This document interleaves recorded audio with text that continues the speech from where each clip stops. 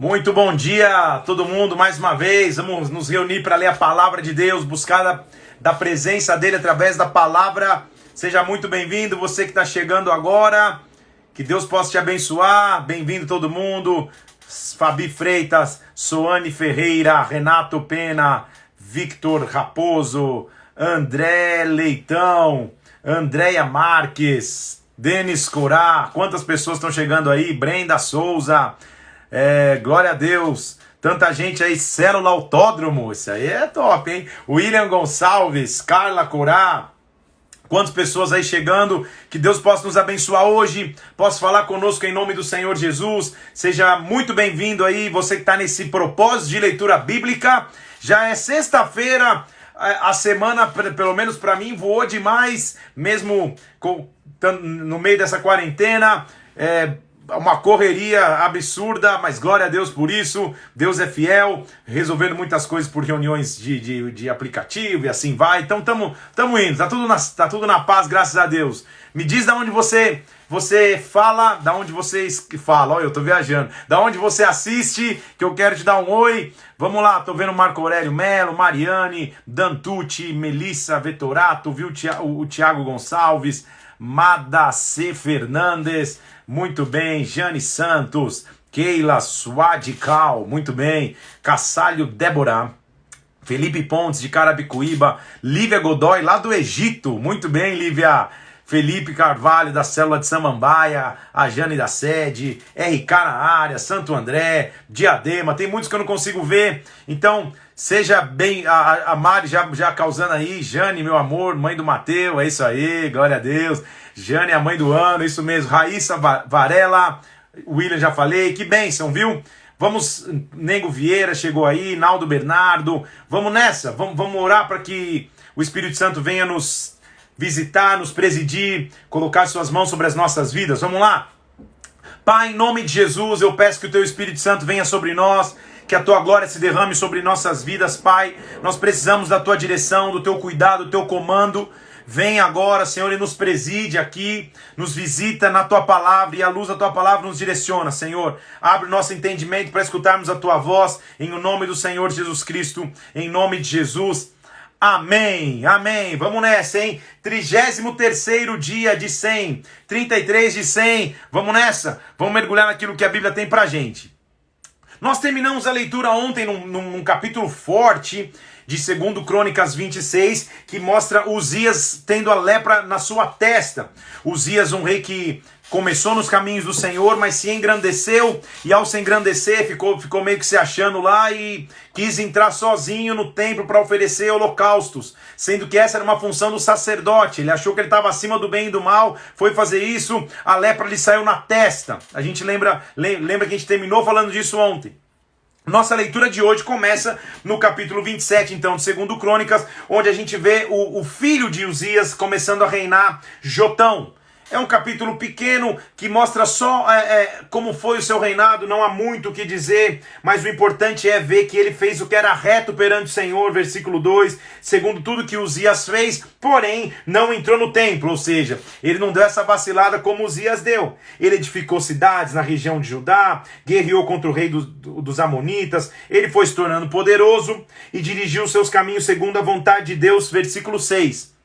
Então Jotão foi um rei que começou a reinar com 25 anos de idade e reinou por 16 anos em Jerusalém. Então não há muita informação sobre o reino de Jotão aqui em 2 Crônicas.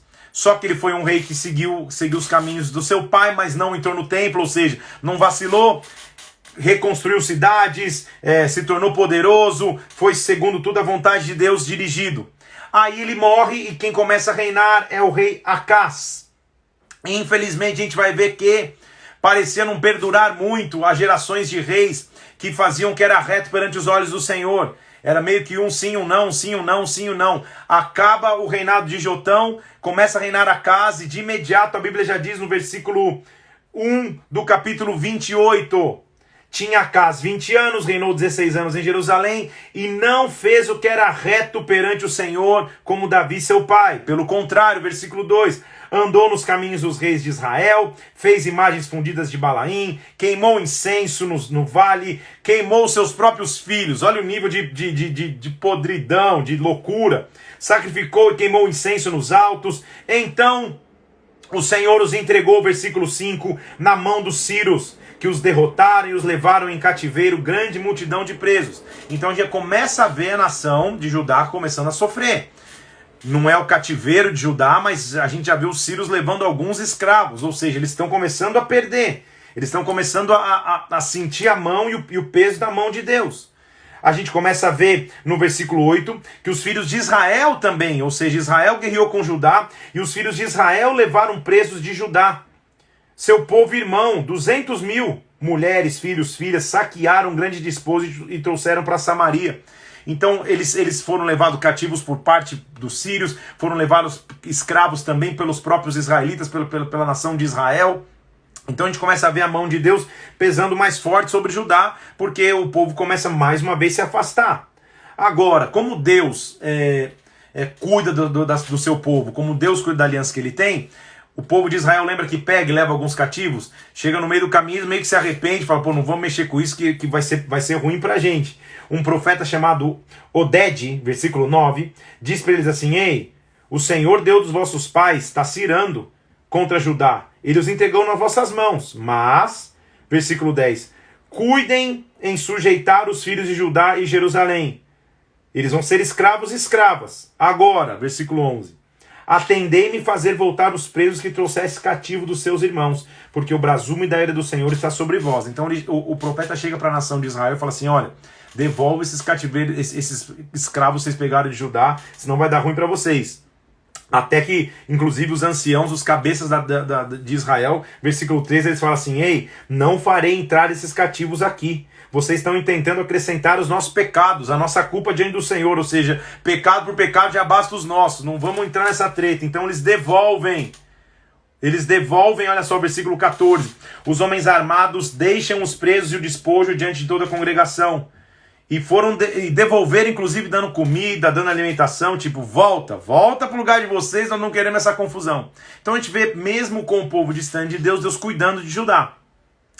Acás, quando começa a ver a guerra aumentar, ele vai pedir ajuda para os assírios, que queriam, inclusive, colocar em cativeiro o povo de Israel. Você já leu isso comigo.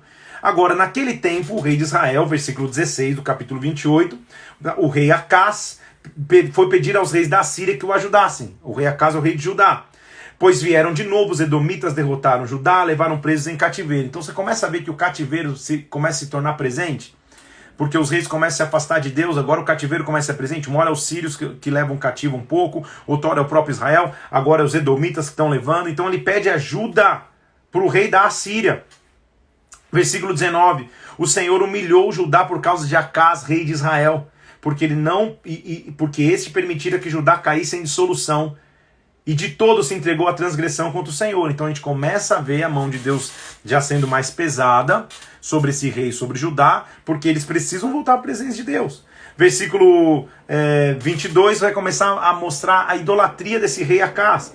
No tempo da sua angústia cometeu ainda maiores transgressões contra o Senhor, versículo 22. Ele mesmo, o rei Acás, ofereceu sacrifício aos deuses de Damasco, Síria, que o feriram, visto que os deuses dos reis da Síria os ajudaram. Eu lhes ofereci sacrifícios para que ajudem a mim. Então eles foram a sua ruína e de todo Israel.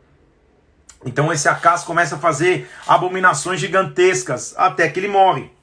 Quando ele morre, quem reina em seu lugar é Ezequias, seu filho. Ezequias já é um rei mais conhecido nosso, a gente já ouviu falar mais da história dele, porque primeiro Ezequias começa fazendo o que era reto perante o Senhor. Graças a Deus ele começa desde o primeiro ano do seu reinado com um interesse, versículo 3 do capítulo 29. No primeiro ano do seu reinado, no primeiro mês, abriu as portas da casa do Senhor e as reparou. Lembra que isso já tinha acontecido? Agora vai fazer de novo. Nós vamos reparar a casa. Ezequias fala, nós vamos reconstruir a casa.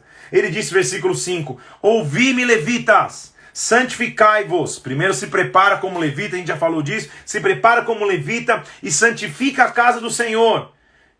tira do santuário a imundícia. Então repara. Então a reparação, a restauração da casa de Deus, através do sacerdote, ela passa por santificação e por retirada de imundícia. Eu santifico e retiro a imundícia.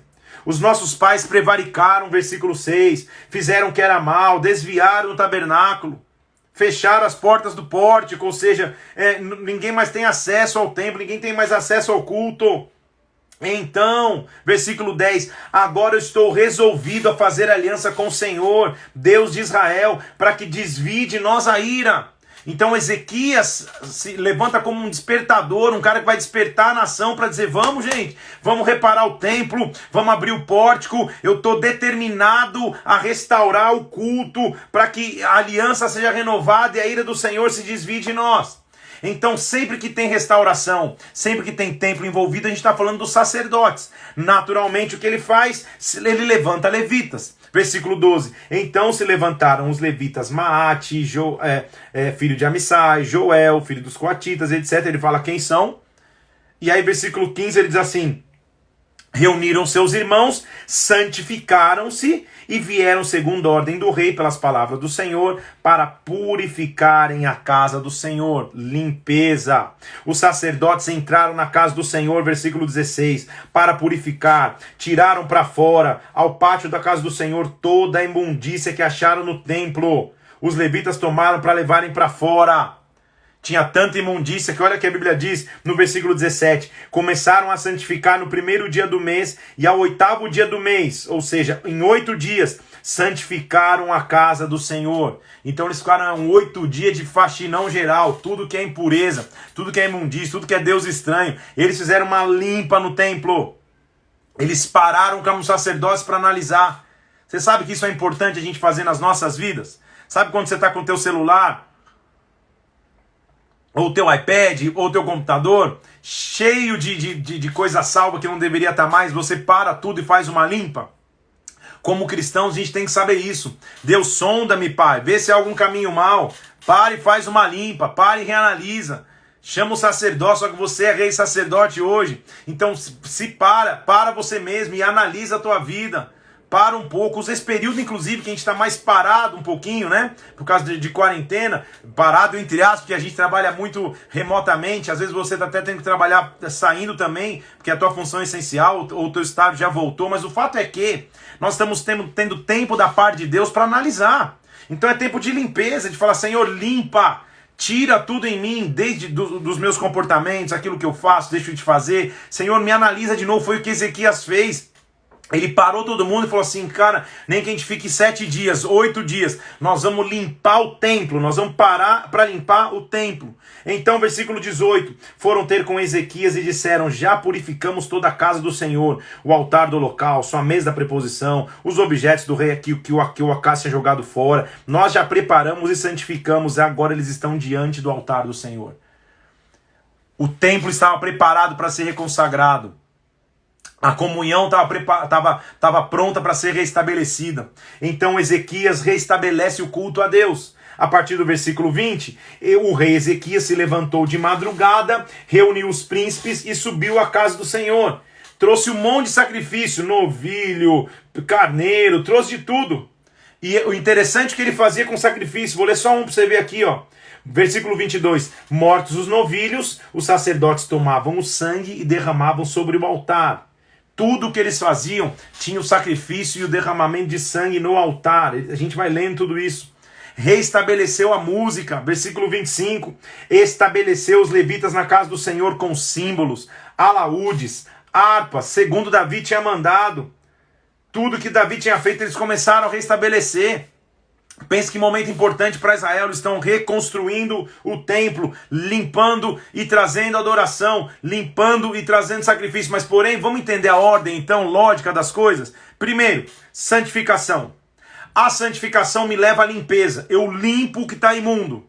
Depois, eu ofereço sacrifício e holocausto. Depois do sacrifício e holocausto, eu tenho sangue para derramar sobre o altar. Depois do sangue derramado sobre o altar, agora eu adiciono a música e a adoração. Não dá para inverter essa ordem. Não dá para cheio de imundície querer ir lá no final e com música adorar. Não dá para ser cheio de imundícia e querer ter o sangue derramado no altar. Não dá. Então vamos tentar lembrar, para você que está anotando aí, vou tentar lembrar de cabeça aqui. Primeiro então, santificação. Separa os levitas e santifica. Santificação me leva à limpeza. Limpa toda imundície. A limpeza agora me dá autoridade para sacrificar novamente. Então depois da limpeza vem o sacrifício, o holocausto. Depois do holocausto vem o sangue derramado. Depois do sangue derramado vem a adoração através da música. Então uma ordem natural, uma sequência lógica, não dá para inverter as coisas. Nesse caso sim, a ordem dos fatores altera o produto. Nesse caso você tem que fazer, você tem que cumprir esses passos para chegar na presença dele. Então, olha o que acontece, pensa no momento. Todos os levitas, versículo 26, estavam em pé com instrumentos. Deu ordem a Ezequias para que oferecessem sacrifício sobre o altar. E começando o holocausto, que é o sacrifício completo, começou também o cântico do Senhor com trombetas ao som de instrumentos. Pensa na cena, eles estão entregando o sacrifício completo. Quando eles estão entregando o sacrifício, começa o cântico e a adoração. E as trombetas, toda a congregação, versículo 28, se prostrou quando se entoava o cântico, as trombetas soavam, tudo isso até acabar o holocausto. Quando eles acabaram de oferecer o sacrifício, se prostraram e adoraram. Então, versículo 30, o rei Ezequias e os príncipes ordenaram os levitas que louvassem ao Senhor, e eles o fizeram com alegria, se inclinaram e adoraram. Deus é maravilhoso. Sempre que Deus restabelece um princípio, a primeira coisa que o povo vai fazer então, eles vão celebrar a Páscoa. Então eles vão celebrar a Páscoa para dizer, poxa, vamos restabelecer princípios. Eles matam o cordeiro novamente, e é interessante ver que o rei cede até dos animais dele, da sua riqueza, da sua fazenda para o povo, para que todo mundo pudesse participar da Páscoa. Ele cede, todo mundo começa a participar, a Páscoa é celebrada novamente. Todo o povo se reúne, todo o povo se junta. Tiraram os altares estranhos de Jerusalém. Houve grande alegria, estou no capítulo 30, versículo 26. Houve grande alegria em Jerusalém, porque desde os dias de Salomão não houve coisa semelhante em Jerusalém. Deus estava restaurando através de Ezequias. Ezequias começa a regular, inclusive, o dízimo e as ofertas mais uma vez, para que o templo pudesse estar sempre previsto de cuidado. Então a gente vê os princípios voltando para Judá. Aí, Senequeribe, que é o rei da Assíria, vai se levantar para enfrentar Ezequias. Lembra que lá atrás, o Asa pediu a ajuda do rei da Síria, e eu lá atrás avisei, lá quando a gente estava lendo em 2 Reis, que isso se tornaria um perigo? Tá aqui, ó. Então eles estão nesse clima, nesse ambiente, restauraram o templo, restauraram o culto. Agora Senequeribe, o rei da Assíria, vem para atacar Ezequias. Capítulo 32. Depois destas coisas e desta fidelidade, veio o rei Senequeribe da Assíria, entrou em Judá e se acampou contra as cidades fortificadas e intentou apoderá-las. Então ele falou, cara, eu vou pegar as cidades que vocês estabeleceram e construíram. O inimigo vem para roubar. Vendo, pois, Ezequias que ele vinha lutar contra Jerusalém, sabe o que ele fez? Pô, vou tapar os poços da cidade. Porque se não tiver água, se não tiver poço, eles vão ter o que buscar. Olha o que acontece, versículo 4. Assim o povo se ajuntou, taparam as fontes e diziam, por que viriam os reis da Síria e achariam tantas águas? Ou seja, não quero que eles achem provisão, vamos tapar o poço antes deles chegarem. Só que era uma iminente ameaça, era difícil o que ia acontecer. Só que quem vive em Deus, como Ezequias, recobra ânimo de novo. Versículo 5. Ele cobrou o ânimo, restaurou todo o muro que estava quebrado e ergueu torres. Levantou outro muro, fortificou a cidade, fez escudos em abundância. Falou, cara, se é guerra, nós vamos nos preparar para a guerra. Pôs oficiais de guerra sobre o povo, versículo 6 do capítulo 32, e disse para o povo, versículo 7, sede fortes e corajosos, não temais, nem vos assusteis por causa da Assíria, nem por causa da multidão que está com ele, porque um há conosco que é maior do que está com ele. Oh, meu Deus, como é bom ver um guerreiro, um líder que não tem medo da guerra. Um líder que não se refugia com medo na hora da guerra. Um líder que levanta e fala assim, eles são grandes, mas o que está conosco é maior do que eles. Versículo 8. Com ele está o braço de carne, ou seja, o braço de mão humana. Mas conosco, versículo 8 do capítulo 32. O Senhor nosso Deus, para nos ajudar, para guerrear nossas guerras. O povo cobrou o ânimo com as palavras de Ezequias, rei de Judá. Senequeribe, o rei da Síria, ele tenta dizer, cara, olha o que está acontecendo, nós somos muito maiores. Ele tenta com as palavras trazer medo. Quantas vezes só com uma ameaça de palavras, só com uma ameaça de uma notícia que a gente lê, só com uma ameaça de uma circunstância que chega aos nossos ouvidos, a gente já fica com medo. Senequeribe estava tentando ganhar a guerra sem lutar, só no psicológico. Porque ele chega assim e diz assim, olha, assim diz Senequeribe, versículo 10, em quem vocês confiam para vos deixar de sitiar em Jerusalém? Ou seja, por que vocês não saíram de Jerusalém ainda? Vocês confiam em quem? Vocês vão ficar aí? Vocês querem ser atropelados? Acaso está dizendo para o povo de Jerusalém, Ezequias não está dizendo que o Senhor vai livrar vocês? Cuidado, hein? Esse não é o mesmo Ezequias que tirou os altares de Judá? Esse não é o Ezequias que mudou tudo isso? Agora, não vos engane. Versículo 15. Não dá crédito a Ezequias. Olha o que Senequeribe fala. Versículo 15 do capítulo 32. Nenhum Deus de nação alguma, nem de reino algum, pôde livrar o seu povo das minhas mãos, nem das mãos dos meus pais. Quanto menos os poderá livrar o vosso Deus das minhas mãos? E agora chamou a guerra. Eu consigo ver Deus no céu falando assim, agora vem aqui. Porque Senequeribe agora apelou. Porque essa é a estratégia do inimigo. Você percebe como ele quer ganhar batalha na mente? Olha lá, Joinville, uso direto sua xícara. Olha como na mente ele quer trazer o desânimo. Como na mente ele quer fazer que a gente largue aquilo que Deus nos deu. Jerusalém era uma cidade de promessa, era uma cidade de conquista para o povo de Judá. Senequeribe não tinha nem lutado, ele estava falando, olha, esse aí não é Ezequias que está falando para vocês tudo isso? Eu até sei que ele está dizendo, eu sei que ele está falando que Deus vai ser por vocês, mas não teve Deus nenhum que pôde livrar os outros povos quando a gente invadiu. E o Deus de vocês também não pode fazer. Então, na ameaça. Quais são as ameaças que nós escutamos todos os dias? E que crédito ou não nós damos para essas ameaças? Que importância nós damos para essas ameaças? Como que o medo trabalha no nosso coração? Porque Senequeribe estava só pressionando no medo. Vou ler de novo o versículo 15 no final. Ó. Quanto menos os poderá livrar o vosso Deus das minhas mãos. Os seus servos falaram ainda mais contra o Senhor Deus e contra Ezequias, seus servos. Mas, vamos além, versículo 17, Senequeribe escreveu cartas para blasfemar ao Senhor, dizendo assim, assim como os deuses das nações de outras terras não livraram o seu povo das minhas mãos, assim também o Deus de Ezequias não livrará o seu povo das minhas mãos. Olha o que eles fizeram, só para você entender, versículo 18, clamaram os servos em alta voz, em judaico, contra o povo de Jerusalém que estava sobre o muro, para os atemorizar e perturbar para tomarem a cidade. Você entendeu? A galera da Assíria começou a gritar em judaico para o povo que estava no muro de Jerusalém, para atemorizá-los. Sabe o que isso significa dizer? Até a nossa linguagem o inimigo conhece. Ele sabe exatamente qual é o ponto fraco, ele sabe exatamente como vai nos pegar. O inimigo começou a gritar na língua, no idioma mãe, começou a gritar, falou, ó, vamos atemorizar, vamos perturbar. E o que eles disseram, versículo 19, falaram do Deus de Jerusalém, como dos deuses dos povos da terra, obra das mãos dos homens. E aí, o que fazer? Pô, fazer o quê? Então vamos embora, né? É isso, vamos deixar Jerusalém pro inimigo, já que ele está ameaçando, já que ele está latindo tanto. Será? Olha o que a Bíblia diz no versículo 20, porém, Ezequias e Isaías, filho de Amós, esse Isaías mesmo, oraram por causa disso e clamaram aos céus. A resposta para a ameaça é o clamor. Essa é a frase de hoje aí, Mauro, que me ajuda nas artes. A resposta para a ameaça é o clamor a Deus. Quando eu me sentir ameaçado, eu tenho que clamar. Quando eu me sentir pressionado, eu tenho que clamar. Quando eu me sentir apertado, eu tenho que clamar. Nos meus lábios tem que ter clamor, nos meus lábios tem que ter adoração. A resposta para a ameaça é clamar a Deus. Eles clamam a Deus. Pensa, Senequeribe estava só lá, o WhatsApp toda hora, postando no Instagram, @Senequeribe Assíria. Ele ficava toda hora dizendo, quem vai ser o Deus de vocês? Olha o que aconteceu com todo mundo que te invadiu. Vão embora rápido, nem nos deu trabalho de lutar.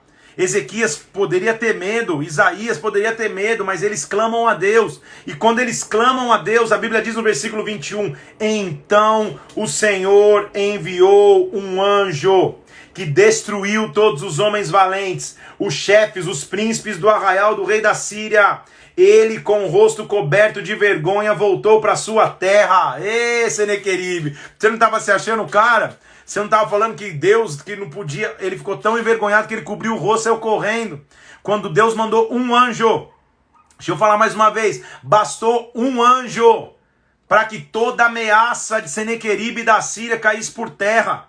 Bastou o clamor que mandou um anjo. Mas deixa eu contar uma novidade. A Bíblia diz em Salmos, nós vamos chegar em Salmos na nossa leitura, que Deus dá ordem aos seus anjos, no plural, ao nosso respeito.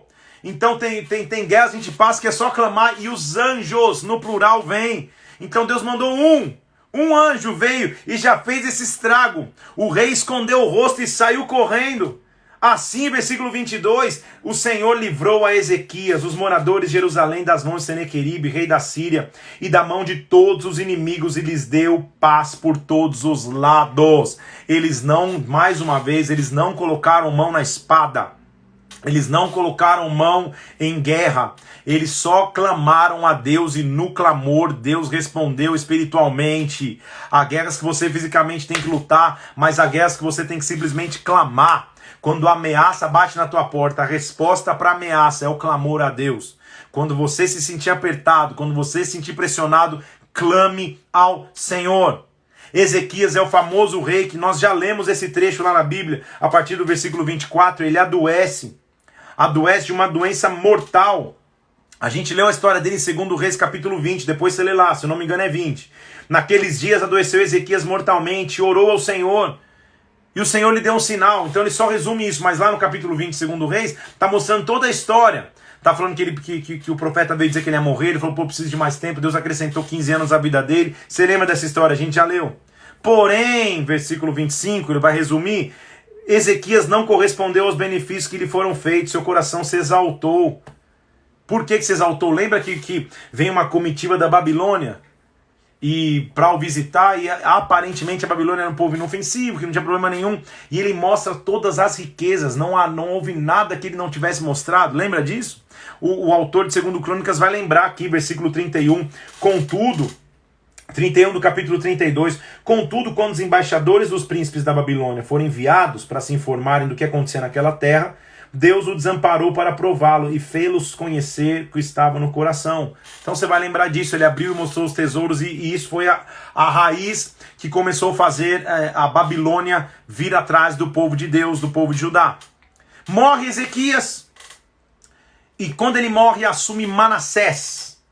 Manassés, seu filho, mas aí a gente vai falar talvez do rei mais perverso e do rei que fez o copo encher, sabe? O rei que fez Deus falar, chega, a partir de agora o que Manassés fez, eu vou varrer meu povo.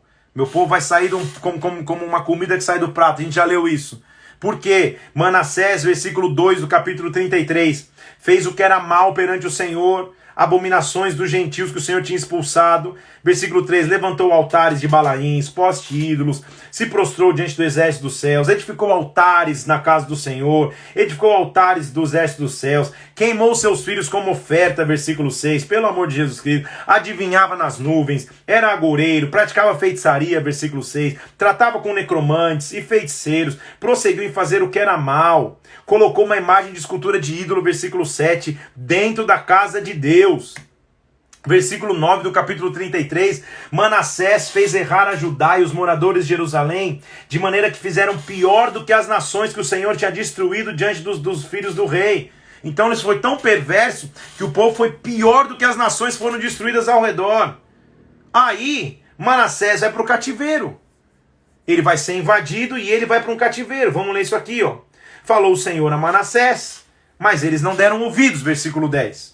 Então o exército da Assíria voltou para atacar e prenderam Manassés com ganchos, amarraram-no com cadeias e levaram a Babilônia. A gente está começando a ver a Babilônia então chegar com mais força agora. Ele, angustiado, suplicou, se humilhou perante Deus, fez oração. E como Deus é maravilhoso, hein, meus irmãos? Versículo 13. Deus se tornou favorável para com ele. Atendeu a sua súplica e o deixou voltar para o seu reino. Reconheceu Manassés que o Senhor era Deus. No final dos dias dele, ele reconhecendo que Deus é Deus. Mas ele deixou uma semente. E o pecado tem perdão, mas tem consequência. A gente já estudou isso aqui. Ele morre, descansa com seus pais. E quem começa a reinar é Amon. Mas Amon reina somente por 2 anos. A gente vai ver um reinado inexpressivo. Fez o que era mal perante o Senhor. Fez sacrifício. Levantou esculturas que Manassés já tinha feito. Os seus servos conspiraram contra ele e o mataram. e aí começa a reinar Josias. A gente já conhece a história do Josias, eu achando que sou íntimo do Josias. Josias é aquele que restaura a casa mais uma vez. Mas ele vai um passo além de Ezequias, porque ele restaura tudo, e quando ele está restaurando tudo, quando eles estão lá no templo, em algum momento, Ilquias, que é o seu sacerdote, encontra o livro da lei. Olha como estava perdido os princípios da lei no povo de Israel. E ao encontrar o livro da lei, Ilquias lê esse livro, e quando ele lê esse livro para o rei rasga as vestes, no sentido, cara, que desespero, nós estamos completamente longe daquilo que a lei nos manda fazer. E ele clama por misericórdia a Deus. A gente já leu, já falamos sobre isso, mas eu vou ler para você, versículo 9. Vamos ler antes aqui. Versículo 8. No 18º ano do seu reinado, ele começou a reparar a casa do Senhor. Foi Ilquias, entregou dinheiro, todo Judá, todo Benjamim, todos os moradores de Jerusalém. Aí, eles, versículo 12, procederam fielmente na obra. Os levitas eram peritos em instrumentos e também continuavam a cargo dos superintendentes. Ele começou a reorganizar até que no versículo 14, um dia quando ele tirava o dinheiro que havia trazido à casa do Senhor, Ilquias, o sacerdote, achou o livro da lei do Senhor dada por Moisés. Ele achou. Ele encontrou. A geração de Josias é aquele que encontra a verdade na palavra, que encontra a essência da palavra. A gente falou sobre isso já.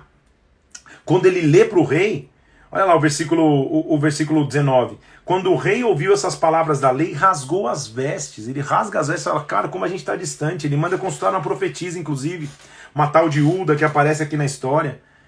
E Hilda começa a profetizar e vê, cara, Deus vai trazer coisas ruins sobre a nossa nação, mas, porque o teu coração, versículos 27, se treneceu e se humilhou perante Deus, quando você ouvir suas ameaças contra esse lugar, o Senhor diz, eu ouvi a tua voz, você vai em paz para a sepultura, ou seja, Josias, você vai ter paz no teu reinado.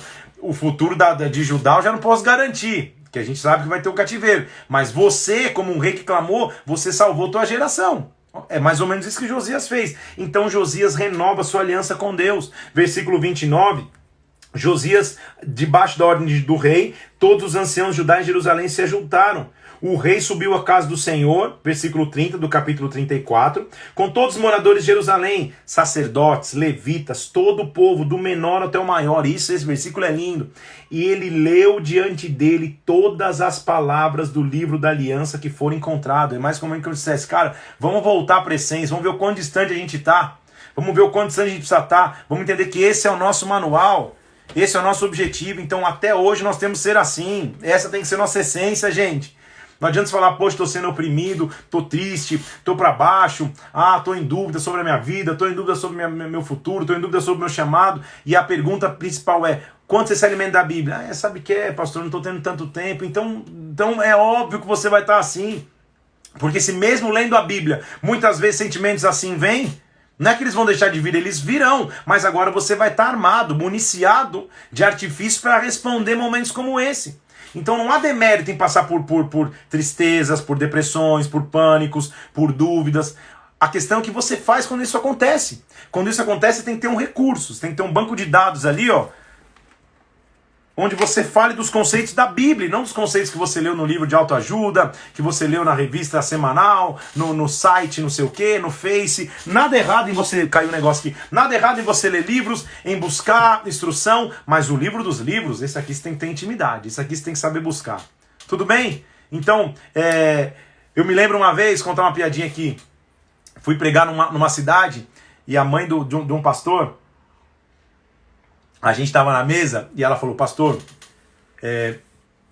o rapaz amanhã da igreja vai me ajudar a fazer um negócio na minha casa, porque, pastor, eu disse uma coisa para o senhor. A Bíblia diz, ela levantou o dedinho assim, eu falei, nossa, agora viu um negócio misterioso. Ela falou, pastor, a Bíblia diz, uma mão lava a outra. E eu fiquei pensando, meu Deus, que Bíblia é essa? Todo mundo começou a rir, até ela, porque às vezes a gente fala de coisas que achando que está na Bíblia e que não estão na Bíblia, e às vezes a gente fala de ditados e conceitos que estão na Bíblia e a gente não sabe achar. Então é tempo de manusearmos bem essa palavra, de entendermos essa palavra. Pouco interessa se você vai saber o versículo de cor, Jeremias tal, tal, tal. Isso é com tempos, e se você tiver uma boa memória para isso. Se você não tiver, não importa, mas o importante é você saber os conceitos que estão inseridos aqui, ok? Josias, então, lê a lei para todo mundo, reestabelece o princípio, mais uma vez como um sinal de aliança. Eles celebram a Páscoa.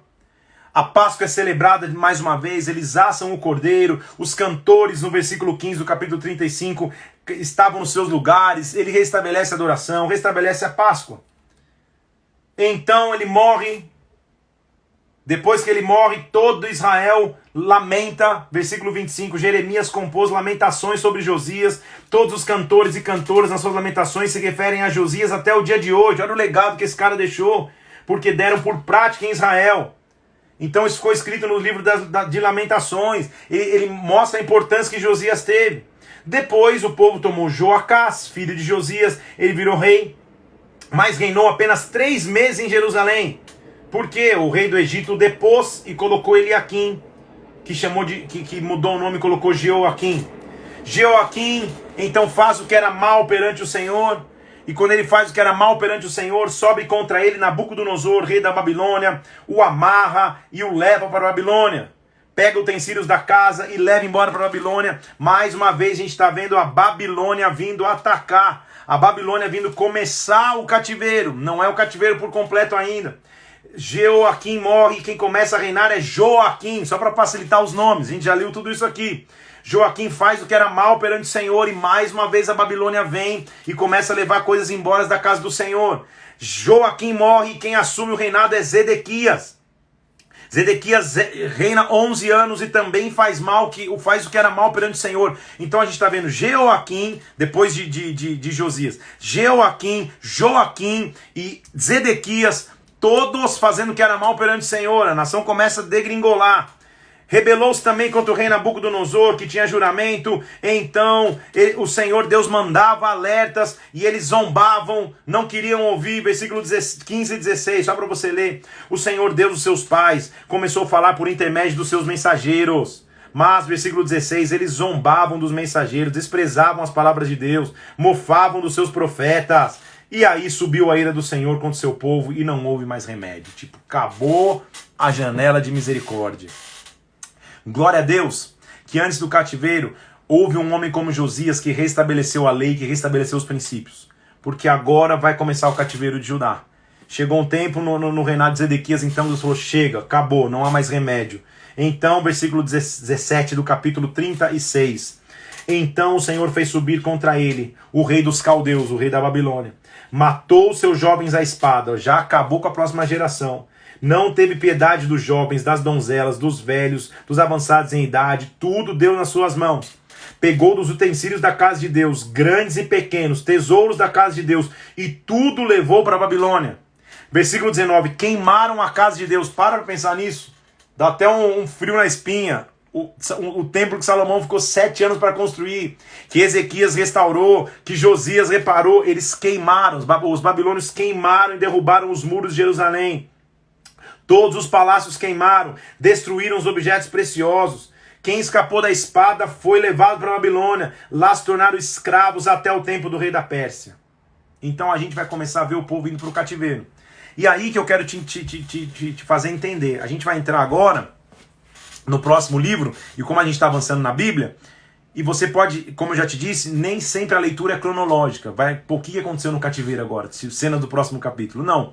A gente já vai começar a ler o que vai acontecer quando eles voltam do cativeiro. Então o que acontece? Eles ficam 60 anos no cativeiro, até que Deus incomoda o rei da Pérsia, o rei Ciro, que era o governante sobre a Babilônia. Muita coisa aconteceu em 60 anos, vão ter outros livros na Bíblia que a gente vai ler um pouco mais com detalhes de cativeiro, do que aconteceu no cativeiro, mas aqui ele já dá um jump, ele já vai direto. Então a gente vai iniciar um livro agora chamado Esdras. Segundo Crônicas termina aqui e Esdras é a continuação do que terminou em Crônicas, não é a continuação da história, tudo bem? Porque em Crônicas ele diz assim, ó, eles ficaram até o tempo do reino da Pérsia, ou seja, ele já conta meio que num versículo todo o cativeiro. Então, ele começa dizendo como que acabou o cativeiro, versículo 27 do capítulo 36. No primeiro ano do rei Ciro, rei da Pérsia, para que se cumprisse a palavra do Senhor pela boca de Jeremias. Então, Jeremias vai falar muito sobre isso, a gente vai ler depois. Despertou o Senhor o espírito de Ciro, rei da Pérsia, e ele fez passar um decreto, um pregão, dizendo que o Senhor Deus dos céus, ele me deu todos os reinos da terra, e agora me encarregou de edificar a vocês uma casa em Jerusalém. Então, quem quiser, volta e Deus vai ser com você. Então Deus incomoda Ciro, depois de 60 anos de cativeiro, Deus incomoda Ciro, ele lança um decreto e diz assim, ó, Deus me deu tanta coisa e agora se vocês quiserem edificar de novo a casa de Deus lá em Jerusalém, quem quiser voltar, está autorizado para a volta. Aí nós vamos ler a história do livro de Esdras, provavelmente escrito pelo personagem que dá o seu nome, Esdras, e ele vai cobrir então um período de cerca de 23 anos na história, que é o retorno do exílio e a reconstrução do templo na primeira parte, e depois o segundo retorno do exílio. Então o que a gente vai perceber? Só para você entender, te dando um panorama do que nós vamos ler em Esdras. O retorno do exílio de Judá se desenvolveu em duas partes. Logo que saiu o decreto, então, 60 anos de cativeiro, sai o decreto de Ciro, e uma leva de judeus volta para Jerusalém, sob o comando de um homem chamado Zorobabel. Então quando você ouvir muito Zorobabel aí, que você lê de madrugada Zorobabel, você fala, o que é isso? Zorobabel, então, foi o líder que conduziu o povo na volta do exílio babilônico, na primeira volta, na primeira leva, na primeira onda de pessoas que voltaram. Eles voltaram do exílio com uma função, reconstruir o templo. O que acontece? Depois passaram mais 60 anos. Depois passou mais um período, mais 60 anos aproximadamente, Deus desperta de novo o coração do povo para voltar. E uma segunda leva de pessoas vai voltar sob o comando de um homem chamado Esdras. Tudo bem então? Entendeu comigo? Então, a primeira leva a gente vai ler ali do capítulo 1 ao capítulo 6 de Esdras, é a leva de o que aconteceu com essas pessoas que voltaram, e o líder deles era Zorobabel. A partir do capítulo 7 até o capítulo 10, a gente vai ver outra leva de pessoas voltando, aproximadamente 60 anos de intervalo entre um grupo e outro, e outra leva agora voltando sob o comando de Esdras. Nessa época a gente vai ver surgimento de cidadãos influentes, pessoas influentes como Neemias, que a gente vai ler lá na frente. A gente vai ver o que acontece, porque basicamente o que acontece é, estou te dando um panorama geral, a gente entrar na história. Eles voltam para reconstruir, mas quando eles chegam em Jerusalém, o povo tá meio que está ali, os desanima nessa construção, diz que não vai dar certo e a obra para. E aí Deus tem que levantar pessoas para animar para que a obra aconteça, para que a obra avance. É isso que nós vamos ler. Então eles vão entrar no momento de reconstrução. Esse é o tempo que Deus vai levantar profetas, inclusive como Ageu e Zacarias, que começam a encorajar o povo dizendo, cara, vamos reconstruir. Ageu e Zacarias começam a se levantar como profetas para exortar o povo à reconstrução. Nós vamos ler tudo isso aqui, vai ficar bastante emocionante a história, tudo bem? Então olha que maravilha, nós já terminamos 2 Crônicas, passamos pelas crônicas, genealogias, passamos por rei após rei, vamos entrar agora na história, já lá na frente, acelerou a história de como o povo está voltando do exílio. Eles foram para o exílio, você deu uma piscada, eles já estão voltando. Então ele vai voltar a retomar de como ele terminou 2 Crônicas, capítulo 1 de Esdras, diz assim: no primeiro ano de Ciro, rei da Pérsia, para que se cumprisse a palavra do Senhor que tinha vindo pela boca de Jeremias, o Senhor despertou o espírito de Ciro. Então não há indicação do que aconteceu, mas a gente vê um Ciro temente a Deus. Deus o desperta, porque a mão de Deus está sobre qualquer governante, e ele fez passar um decreto. Ele vai repetir o texto de 2 Crônicas. E diz assim: o Senhor Deus dos céus, versículo 2, me deu todos os reinos da terra, me encarregou de lhe edificar uma casa em Jerusalém. Então quem dentre vocês, de todo o povo, seja seu Deus com ele, suba a Jerusalém em Judá, edifique a casa do Senhor, Deus de Israel, ele é o Deus que habita em Jerusalém. Todo aquele que restar em alguns lugares em que habita, os homens desse lugar ajudarão com prata, bens, gado, dádivas, para a casa de Deus está em Jerusalém. Então ele não só manda o povo voltar, como ele dá dádivas para o povo voltar. Então, versículo 5, se levantaram os cabeças das famílias de Judá e Benjamim, sacerdotes, levitas, todos aqueles cujo espírito Deus despertou para subirem e edificar a casa do Senhor em Jerusalém. todos que habitavam aos arredores, deram prata, deram tudo mais, as coisas que Nabucodonosor tinha roubado, eles vão voltar. Deixa eu ver se eu consigo te mostrar aqui para você ter uma ideia. Vou pegar uma enciclopédia aqui, vamos ver se eu... aqui, tá? Vamos ver se só para você acompanhar. Deixa eu tentar te mostrar aqui. Ó, opa. Aqui onde está minha caneta é Suzã, capital do Império Persa ali, do local onde eles estavam, tá? Porque quem estava coordenando ali era Ciro. A maioria do povo estava aqui, ó a Babilônia aqui, ó. Eles iam sair daqui, peregrinar para voltar a Jerusalém, tá bom? Então essa é a queda que a gente considera a queda da Babilônia e o decreto de Ciro que autoriza o povo a começar a voltar. Tudo isso aqui, ó, em rosinha aqui, ó, é o Império Babilônico. Você vê que Jerusalém fazia parte da opressão desse império. Então eles voltam, saem da Babilônia, de Suzã, onde eles estavam, fazem a peregrinação, retornam para Jerusalém. Só para você entender um pouco, se situar geograficamente se você quiser, tá bom? E lá estamos retornando então. O capítulo 2 de Esdras vai mostrar a lista, como eles gostam de mostrar dados também para que a gente tenha informações históricas. Eles vão mostrar a lista de quem voltou. Quem foi essa primeira leva de judeus que voltou para Jerusalém. Olha lá, versículo 1 do capítulo 2. Estes são os filhos da província que subiram do cativeiro, dentre os exilados que Nabucodonosor, rei da Babilônia, tinha levado para lá, e voltaram para Jerusalém para ajudar, cada um para sua cidade. Versículo 2.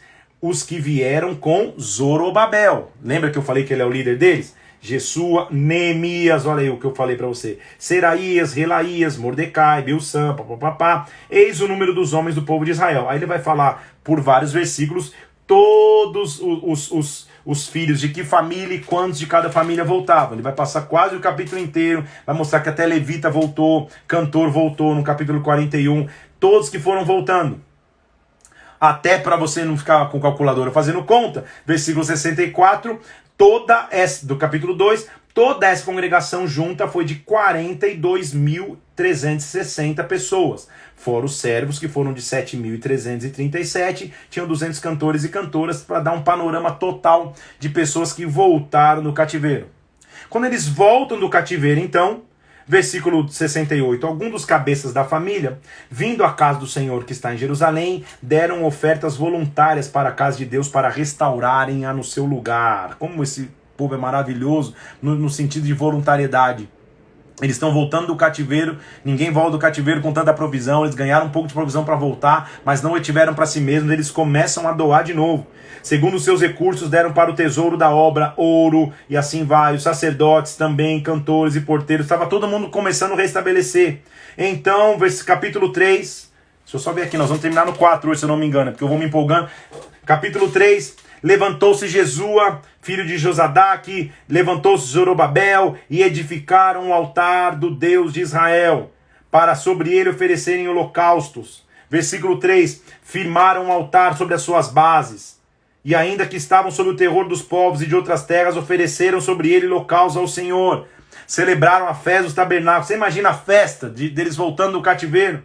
Ofereceram holocaustos diários. Desde o primeiro dia, versículo 6, começaram a oferecer holocaustos, porque ainda não tinham nem colocado o fundamento do templo, mas começaram a oferecer holocausto antes. Depois deram dinheiro aos pedreiros, aos carpinteiros, comida, bebida, começaram a se preparar para reconstruir. Versículo 8, no segundo ano da sua vinda à casa de Deus em Jerusalém, ou seja, já no segundo ano que tinham voltado, no segundo mês, Zorobabel, e todos esses outros que estão com ele aí, que você ama ler os nomes, Zorobabel, filho de Saltiel, Jesua, filho de Josadaque, seus irmãos sacerdotes e levitas, vieram do cativeiro, começaram a obra da casa do Senhor, constituíram levitas de idade de 20 anos para cima para cuidarem dessa obra, e agora vamos construir. 2 anos depois, versículo 10, quando os edificadores lançaram os alicerces do templo, apresentaram-se os sacerdotes paramentados com trombetas, levitas, os filhos de Asaf com símbolos, começou uma adoração. Versículo 11, cantavam alternadamente, louvando e rendendo graças ao Senhor com estas palavras: Ele é bom, sua misericórdia dura para sempre sobre Israel. E todo o povo jubilou com altas vozes, louvando ao Senhor, por se terem alcançado os alicerces da casa. Alicerce é fundamento. Sabe o que eu quero te dizer? Do templo de Salomão não tinha mais nada, só poeira. Eles tiveram que construir o alicerce de um templo novo. A gente vai ver que é um templo novo que eles vão construir, muito menos imponente do que Salomão construiu, mas eles estão reconstruindo a casa. Muito sacerdote, olha que linda essa cena, essa aqui é de emocionar. Versículo 11, eles estavam cantando. E muitos sacerdotes e levitas, cabeças da família, já idosos, ou seja, eles tinham ido para o cativeiro, que tinham visto a primeira casa, choraram em alta voz quando começaram a ver os alicerces da segunda casa sendo lançada. Muitos, no entanto, levantavam a voz com um grito de alegria. Então, a Bíblia diz que não dava nem para discernir quem estava chorando de tristeza e estava chorando de alegria. Uns estavam olhando e falando, cara, o que aconteceu com a nossa nação? Que ponto nós chegamos? Olha o templo que eu vi com os meus olhos, e olha que eu estou vendo só ruína, recomeçar tudo de novo. E outros estavam felizes porque talvez nunca tinham visto o templo, estavam felizes, estavam começando. Então o que Deus está mostrando nele é sempre uma chance de recomeçar. Talvez você chore um pouco o que já foi, as coisas que caíram, mas você também chore de alegria porque tem um alicerce novo começando a se construir.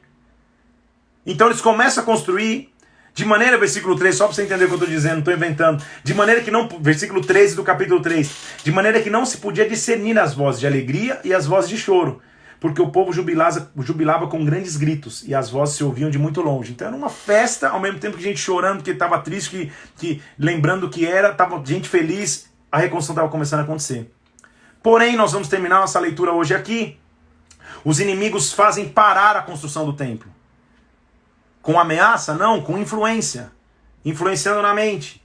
Versículo 1. Ouvindo os adversários de Judá e Benjamim, que os que voltavam do cativeiro edificavam o templo ao Senhor, chegaram para Zorobabel e falaram, deixa a gente ficar com vocês, a gente vai buscar o Deus de vocês.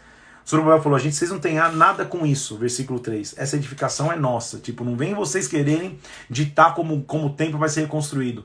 Ele foi sábio, por quê? Porque ele estava lidando com outros povos idólatras, pagãos, eles iam influenciar na construção do templo, o templo ia ficar completamente corrompido. Ele fala, vocês não têm nada com isso. Então, versículo 4, presta atenção, os inimigos da terra, as gentes da terra, desanimaram o povo de Judá, inquietando-o no edificar. Alugaram contra eles conselheiros, ou seja, toda hora iam lá falar, para frustrarem o seu plano. Todos os dias de Ciro, rei da Pérsia, até o reinado de Dário, rei da Pérsia.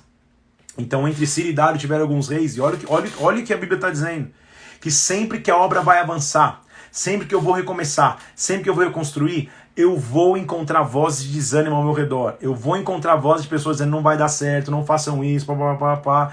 E aí, Ciro tinha mandado reconstruir, eles param a obra, eu vou te mostrar aqui que a obra parou, e em paralelo eles vão lá para o rei da Pérsia e falam, olha, vocês vão deixar esse povo reconstruir mesmo? Eles vão parar de pagar imposto, eles vão ficar muito poderosos, olha quando eles tinham tempo, eles começam a fazer arquitetura para a obra parar. Olha só para você entender, no dia de Artaxerxes, rei da Pérsia, versículo 7, Bislão, todos os inimigos, seus companheiros escreveram uma carta para o rei na linguagem síria, dizendo assim, olha, rei Artaxerxes, só para você entender, rei, versículo 13, se aquela cidade se reedificar, se os muros se restaurarem, eles não pagarão direitos, os impostos, os pedágios, eles vão causar prejuízo para você, rei. Rei, olha, cuidado, hein, rei, olha lá, hein. O rei responde assim, a carta que você nos enviou, versículo 18, foi lida na minha presença. Agora, versículo 21, dá ordem, a fim de que aqueles homens parem o trabalho e não se edifique aquela cidade, a não ser com autorização minha. Versículo 24 é dessa maneira desafiadora e que vai gerar curiosidade que nós vamos terminar a leitura de hoje. Então cessou, pois, a obra da casa de Deus, a qual estava em Jerusalém, isso até o 2º ano do reinado de Dário, rei da Pérsia. E aí? Será que as ameaças, será que as influências vão parar a reconstrução da obra? Amanhã, no Paredflix, novo episódio, nós vamos ver o que vai acontecer. Será que alguma coisa é possível de parar a reconstrução? Amém? Amanhã a gente vai continuar lendo o que acontece, quem Deus levanta para mostrar que era para continuar a construção, ou se não. Vamos nessa? Deus está reconstruindo. Há momentos que Deus coloca as coisas para o alicerce. Então o que eu quero te dizer? Talvez na tua vida muitas coisas que você construiu estejam ruindo, ou ruíram, ou caíram. Talvez você só olhe um terreno vazio. Ao invés de só ficar chorando, falando, Senhor, como tudo aquilo que já foi, tudo aquilo que eu já vivi, limpa o terreno, reestabelece os alicerces e vai construir de novo. Quando você for tentar reconstruir, quando você for tentar edificar mais uma vez, o que vai acontecer é que os inimigos vão tentar falar no teu ouvido: ah, não reconstrói, para, não faz isso não acompanha. Eles vão tentar falar lá para que a obra paralise, e talvez você vai sentir: Senhor, a obra parou. Será que é assim que nós vamos ficar? Amanhã, sábado, 11 horas da manhã, a gente está junto mais uma vez. Amém, gente? Que Deus te abençoe em nome de Jesus Cristo.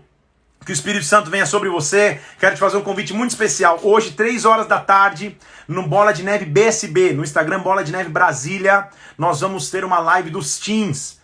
O de teen pra teen, adolescente falando com adolescente. É muito legal ver como Deus está levantando uma nova geração. E é nosso papel estabelecer esse legado. Então quero te pedir, vamos bombar essa live também? Bola de Neve BSB, às 3 horas da tarde. Vai lá, entra, comenta, empolga os teens. Vamos bombar essa live para que eles vejam que vale a pena servir o rei, vale a pena cumprir um legado para a geração deles também. Amém, gente? Que Deus possa abençoá-los em nome de Jesus. Domingo tem culto, Drive Culto aqui em Brasília, eu vou falar isso amanhã de novo. E no Drive Culto nós vamos fazer também o Drive Thru Solidário. Então se você vier domingo pro culto aqui em Brasília, no teu carro já traz alimentos para doar, porque no final ou antes do culto você pode passar ali e deixar seus alimentos sem sair do carro. Tudo bem, meu irmão? Deus te abençoe, meu irmão, irmã, minha querida irmão, irmã. Tô vendo muitas pessoas aqui. Que Deus possa nos abençoar. Até amanhã, às 11 horas da manhã. Se prepare para restabelecer alicerces e reconstruir o que for preciso, porque Deus é conosco. Se Ele é por nós, nada pode ser contra nós. Deus te abençoe. Amanhã, às 11 horas, estamos junto aqui. Deus te abençoe em nome de Jesus Cristo, viu? Um abraço a vocês. Até mais.